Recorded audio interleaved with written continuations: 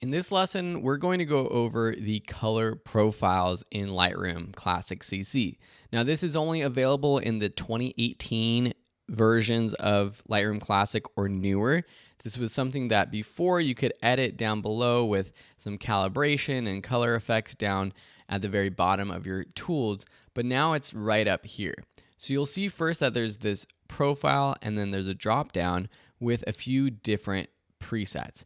So the standard is Adobe Color, and this is basically just choosing the standard colors that are basically coming straight out of your camera. If you change these are sort of preset color modes that Adobe has that they think you might like. So you have Vivid, which makes everything a little bit more saturated and contrasty. Standard is sort of like a neutral, just plain colors. Portrait and landscape will try to enhance colors for both portraits or landscape. And then we also have this button right here, this sort of like 4 boxes. And if we click that, that opens up the profile browser. And if you open that, you'll probably see something like this. And here we have all of our different preset color profiles. So at the top, we have the Adobe RAW presets, which we just saw. And then next we have camera matching. So these will depend on the camera that you're using. Each camera has a number of color profiles. A lot of times they are similar to what the Adobe RAW ones are, such as landscape, portrait, neutral, monochrome. And so if your camera is a modern camera, Lightroom can tell from the metadata from the photos what camera was being used, and they'll actually import, or not import, but they'll have the preset sort of color styles if you want to change and use one of those profiles, and you don't have to do this in camera. You also have some legacy sort of preset styles that were from the previous versions of Lightroom.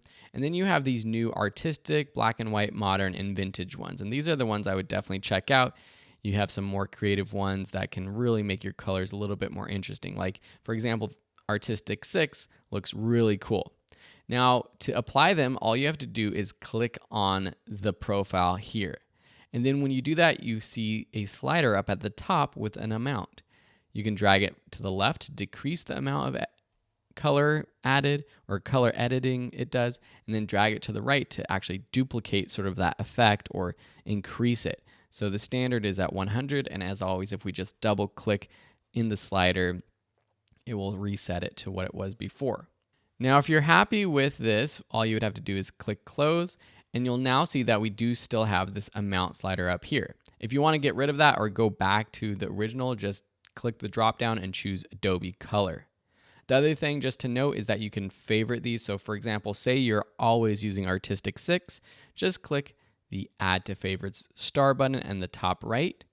That's going to make it appear in this Favorites folder, which you can actually edit by unstarring and selecting the ones you want to include in your favorites. And then if we close this, we have under the drop-down menu right here, we have Artistic 6, which is now one of our favorites, and you can quickly get to from this drop-down menu. Cool, so these are some additional editing tools that you have in the newer versions of Lightroom, but they're really cool and a great way to start automatically editing your colors. And basically, as you can see here, if I scroll down, it's not actually adjusting the color effects that you're applying in the development tab. It's just basically reading the colors and showing you the colors based off of a profile. I know it's a little confusing, but it's basically happening before we add any of these other effects down here. Let me know if you have any other questions, and we'll see you in another tutorial.